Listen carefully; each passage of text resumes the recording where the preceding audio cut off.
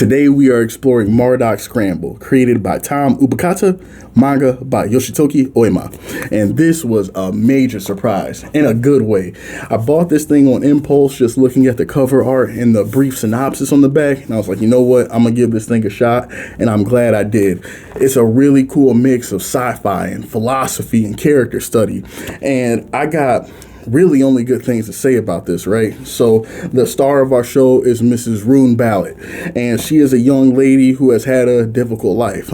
She really hasn't felt like she's had a life worth living up until she is taken in by her new guardian Shell, who takes care of her and finally got her to the point where she felt like, you know what, life is okay, until in a really crazy turn of events, right? This happens one of the first few pages, mind you. The dude betrays her. He literally cuts her throat and burns her alive in the vehicle that he left her in. That's the end of Rune's story, we think, right? Until she hears these voices within, like, deep within her consciousness that are asking her these questions, and eventually she is revived in a new body, and she has these powers, and she is on a quest now to potentially get revenge on Mr. Shell or figure out what she wants to do with her life. And this is oversimplification, right? Because there's a lot of nuances in it, but this is kind of a good starting point for us. Mr. Oima is a master with the pen or the pencil, whatever you want to say, but his character design, the line work, the shading, the expressiveness of his characters, and also his panel structure, right? The death of Rune at the beginning caught me so off guard. I was where did this come from, right? Like, we were just sitting here having a nice moment, and then man pulls out a knife and cuts her throat. Like, what's happening here? So artwork, I absolutely have to give praise to. But what attracts me to manga are the philosophical elements and discussions about topics that may not often get brought up, some things that might be considered taboo. And the discussion of life, suicide, and how it's treated in this manga is so well written and so well done. I don't think that there's anybody on the planet that is not going to suffer at some point.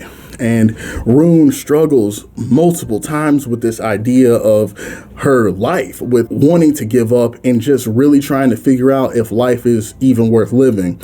And it's interesting because in her head, she tells herself that, you know what, no, like, it's not worth it. Life is too difficult and I don't want to be here.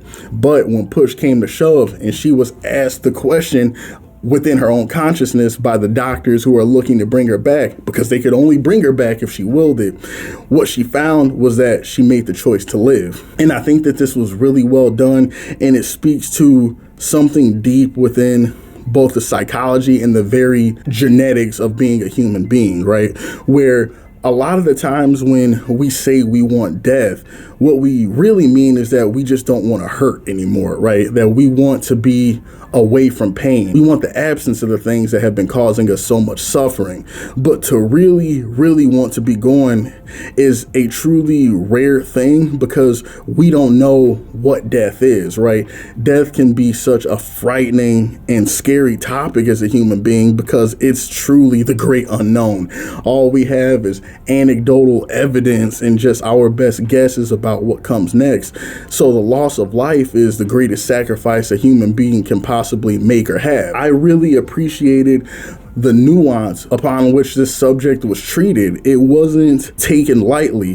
The characters that Rune interacts with are respectful, and they are understanding of her wishes to not want to be here. They don't want to force life upon her. But what they do help Rune discover is life doesn't just have to be pain, right? Through socialization, through showing her true human love, understanding, and unconditional care, they slowly begin to help humanize her. And it's interesting, just that dichotomy between her being more human and caring and loving as a cyborg than she was when she was a human, you know? Like, I think that that's a really cool kind of juxtaposition there.